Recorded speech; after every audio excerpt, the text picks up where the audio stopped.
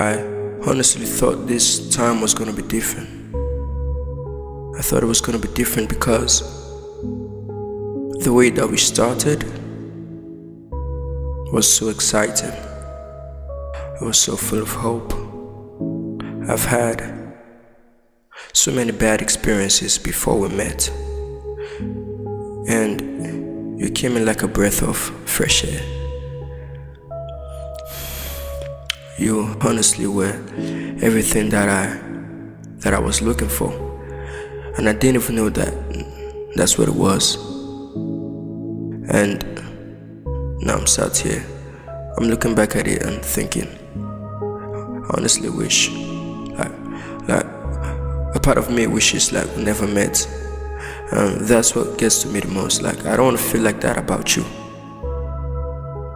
I want to look back at our relationships and all the things that we did with happiness. But every single time we talk now, everything you say, especially everything you do, it just reaffirms to me that I made the right choice in getting rid of you. And I want to be one of those people who doesn't get rid of people. And like, I really believe that. So if you're also feeling like you want to kind of get back at that person, you want to make them suffer in a way that they made you suffer, and you're thinking about all the times that you talked, everything that they told you, everything they did, or the small ways which they changed you, and you're looking back at it and feeling a bit like I'm feeling right now, a little bit bitter and broken and annoyed, angry, frustrated. Like, why did I even let this person into my life? Why did I let this person influence me? That's like a punch in the gut. If you're feeling these things, this video is for you.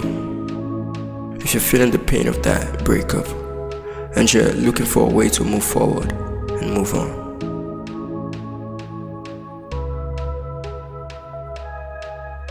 Losing someone is like losing a limb, and I feel like some people forget that. We feel like we should just be able to move on. We should just be able to forget about an individual. We should just be able to wake up the next day and not feel the truth about these things. But this has been scientifically proven. The attachment we create to these things, they are significant, like having a limb. The attachment you create to someone is like having a real part of you, like an arm or a leg. But when you lose someone, your brain doesn't know the difference between emotional or physical pain.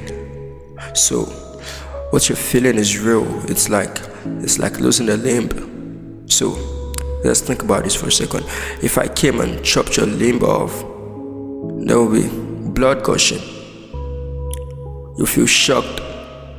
You feel shocked at the fact that you don't have that left arm anymore.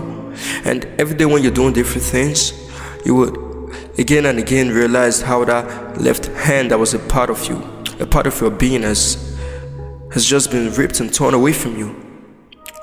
And that's pretty much what you're going through. So when people tell you, get over it, follow these 5 tips, it doesn't solve that emotional pain that you're feeling right here and right now. That's the first thing I want you to understand right now. Losing someone is like losing a limb. You're not going to get over it tomorrow. Like, if you lost your left leg, it's going to take months, weeks to learn to walk again, to learn to do what you were doing before. Things are never going to be the same. Get that into your consciousness now. Everything is going to change. And now, it hurts to hear, it hurts to feel, but it doesn't have to be a negative thing. It doesn't have to mean what's happened before is going to happen again. You can move further forward than you've ever imagined. But the pain that you feel, the pain that you are experiencing, it is real, just as real as losing a limb. So think about that. Think about how you would approach losing a limb. What measures you would have to approach in order to find that balance again.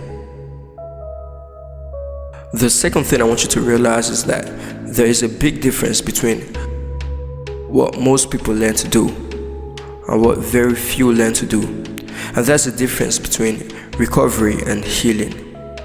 Recovery is when you learn to live with that pain. The pain becomes a part of you.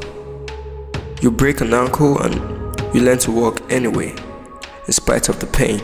But healing is when you learn to truly let go. It's healed over. It's like a scar that doesn't pain you. When it's triggered, there is no reaction. Nothing happens. And very few people learn to deal with the pain that they've experienced. And what most people learn to do is that they dwell on it. They carry it like a sack of potatoes. It feels like carrying these potatoes around you every single day, when you're in the classroom, when you're on the ground, the train or the tube or on the bus or wherever it is that you're going, like you're carrying around with you. And what happens is that those potatoes, those problems that you bring with you, they start to mold and decay, and that affects your consciousness, your thoughts, the way that you feel, and you poison the rest of your relationships, and most importantly, the relationships with yourself. So don't learn to dwell and recover, but learn to deal and to heal. Learn to deal and heal from the pain that you've been through. The third one, and this is the one that I think, a lot of people ask, how do I get over? The issue is that you haven't cut the trigger out. And what's the trigger? The trigger is that person. The trigger is that relationship. All the gifts they gave you, the text messages, all the photos, those triggers they gave you, why are you holding on to them? How can you move forward if you're still holding on to the past? If you want something new, if you want something better, if you want version 2.0, you want to turn your pain into prosperity, you want to turn your fire into your fuel, you have to learn to let go. And when I say let go, for me personally, it means cutting all those things out.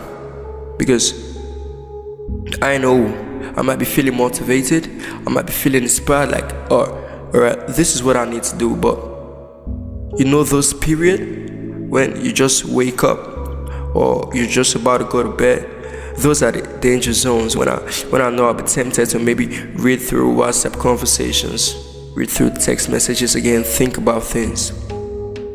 But let me just avoid that inflicted pain on myself by just removing the triggers. And for some of you, for you as you're watching this, you still have that trigger around. You're still talking to that person. They still have a space in your life. They still have a seat at table. Now, regardless of the circumstances in your life, regardless of what you went through, what they did to you, the meaning of your relationship, how can you move forward? Or how can you heal when you don't let them go?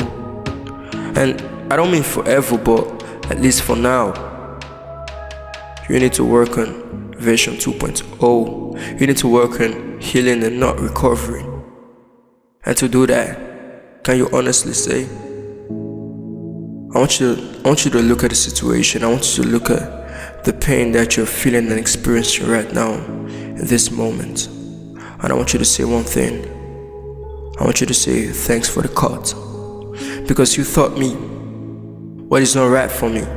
You taught me what my real needs are. So, thanks for the cut. Because you taught me I am not ever again going to accept this. Because I'm never again going to be here. I'm never again going to feel like this. I'm never going to allow anyone to treat me the way you treated me. I will never allow that to enter my kingdom, to enter my space, my life. Thanks for the cut, because now you've created a diamond.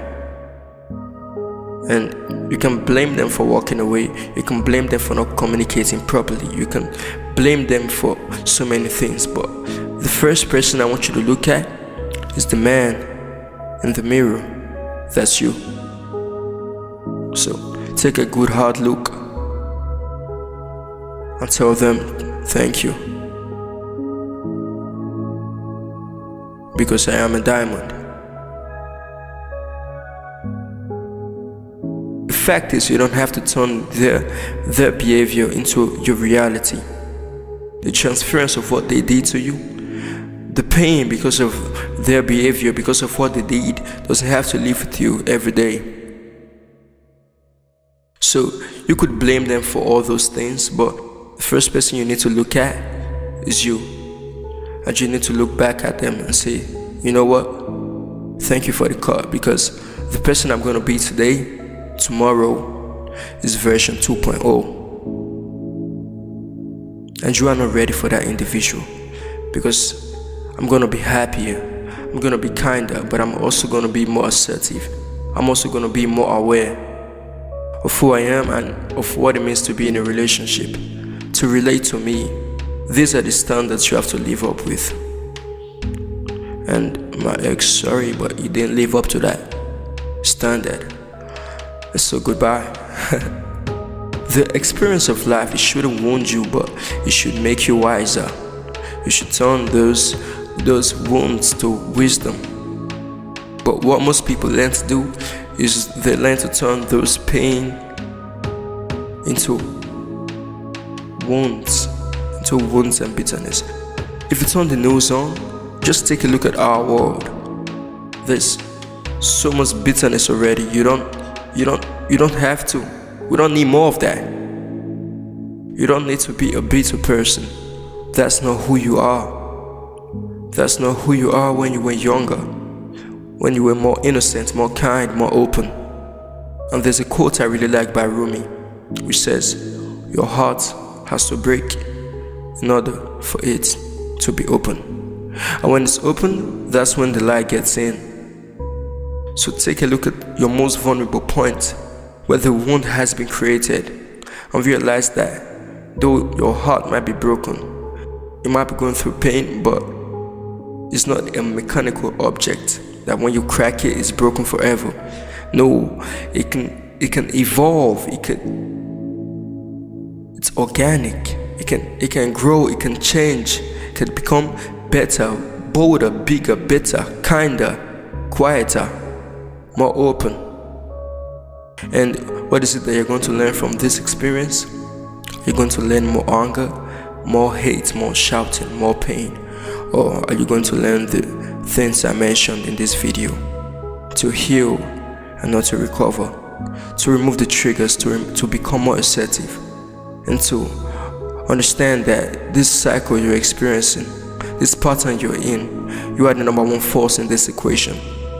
And that force, the force of nature that you are, it doesn't have to be dictated or influenced by anyone, but one person.